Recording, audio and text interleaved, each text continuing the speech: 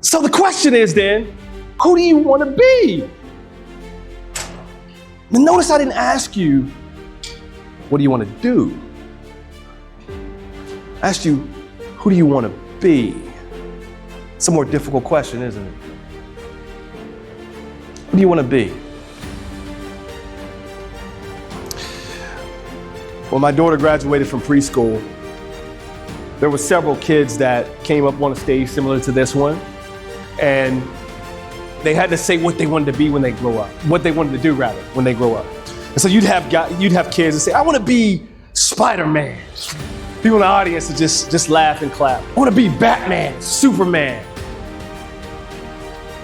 And then my daughter walked on the stage, and she stood, and she was small, and she said, I want to be a dentist. And then everybody started clapping and laughing because that was based in reality, right? Being a dentist. Now she's in college for postnatal nursing, right? But from a young age, we tend to have an idea of what we want to do, right? What we want to be when we grow up, but not necessarily who we want to be. That one's a little bit more difficult. And I think the reason why it's difficult is because it's impossible to hit a target that does not exist.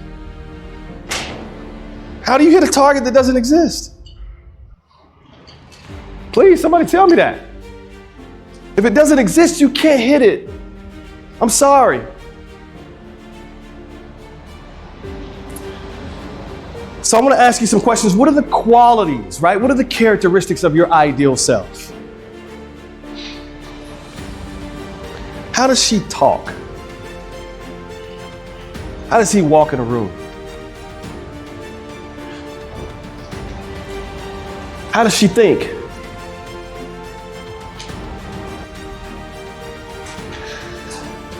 How does he or she interact with other people? How do you make other people feel? These are things we need to know. Because if we don't know this, then how are we going to hit a target that does not exist?